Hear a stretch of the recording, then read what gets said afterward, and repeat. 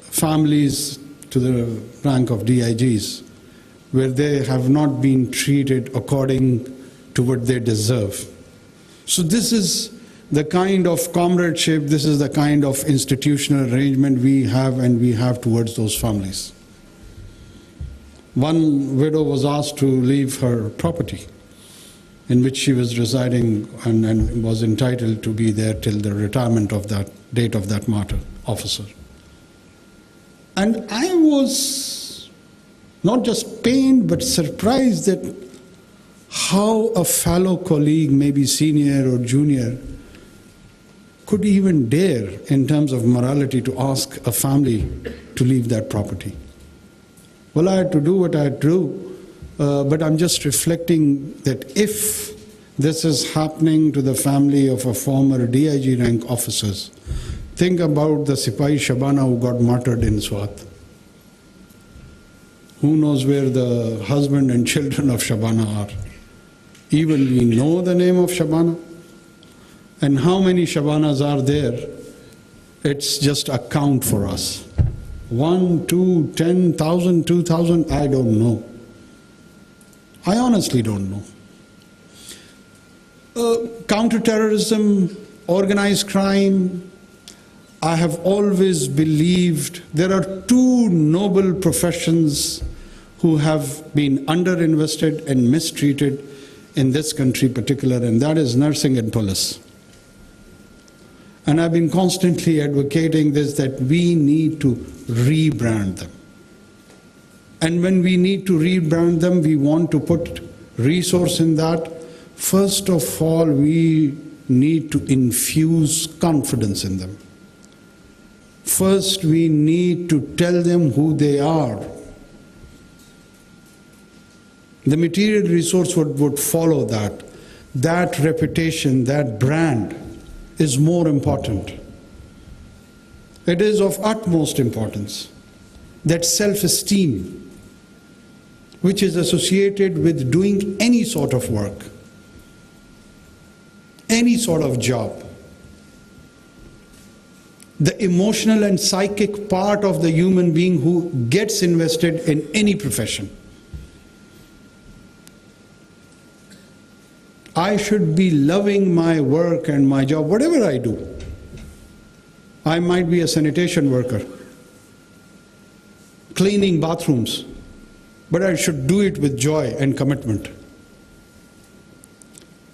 And to me, the police force are the divine sanitation force who cleanse the dirt of society, the filth of society. They are the chosen one. They are one of the most noble one. They are the one who protects your children from any ill-intended harm who roams around in the streets and the circles of the society.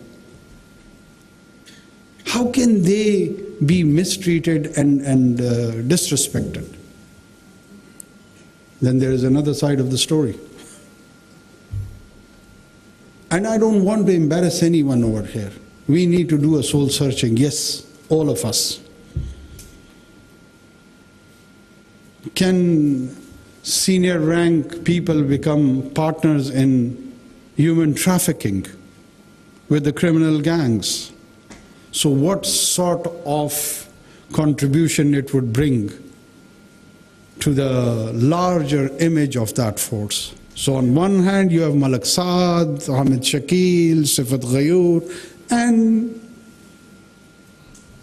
you have a fellow contributor that way. I know there are people who criticize the military as an institution, and they give juxtapose like that too. But what about us? Aren't we a mix? Aren't we a bunch of good and bad people? So who will decide our identity has to be translated by whom?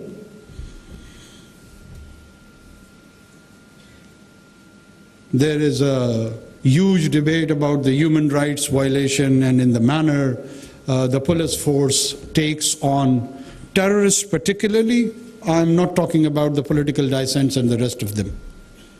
And there is a huge debate around there, and I see a lot of refined intellectuals who are quite accomplished in academic pursuits of their own. I'm not undermining that. But what I'm referring over here is that there is no gospel truth. If we take on the academic concepts of the West and try to apply it on our own population, probably at time it would be not that pragmatic. Is the population of United Kingdom or United States or let's say France or Spain is weaponized as my society is? Is anyone carrying anti-craft guns over there as a show of display and pomp and power? How many suicide bombers are there roaming around in the streets of Madrid or London or Paris? The living bombs. Somebody can just enter in and blow us, all of us. So what do? This is the challenge, and we have to respond. Do we really understand our own challenges? And then there is a discourse of the legal framework. Yes, legal framework is the product of last 2-3 centuries, post-Reformation, Renaissance period. Exactly, the medieval era has been transformed into the modern nation state with the journey of constitutionalism. Is it a gospel truth?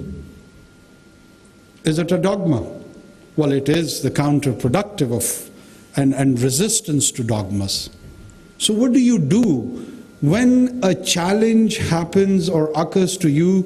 You take that challenge. The procedure is or supposes to be that you take it to the parliament, you deliberate it there, and you come up with a piece of legislation and have a new law. 90,000 people in this country have been killed. What sort of legislation we have done in these 2 decades? There's a talk of enforced disappearance. Yes. Has anyone has courage to peek into this issue? Has anyone taken it to the political parties that this is the issue? We need a piece of legislation either way. Why?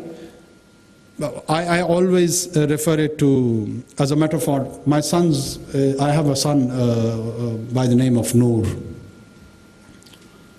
If I have to send Noor to fight some nasty terrorist, what would I do? How would I equip him?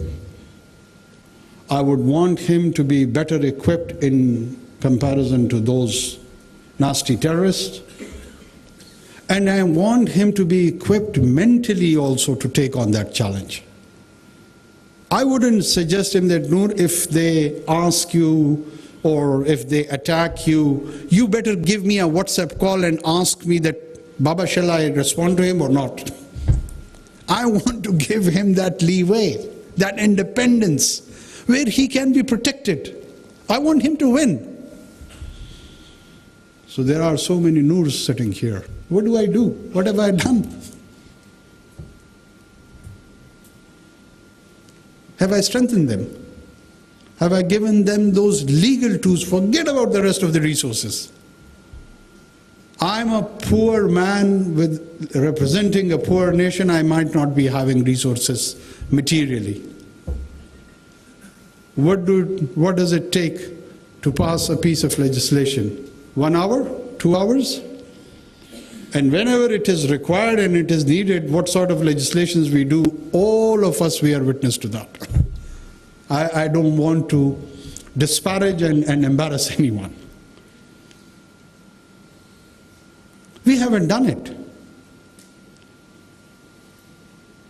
I am very much pained the way we have handled this entire anti-terrorism campaign.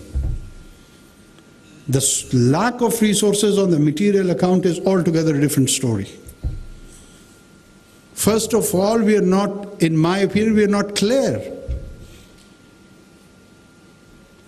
A man who is willing to be wild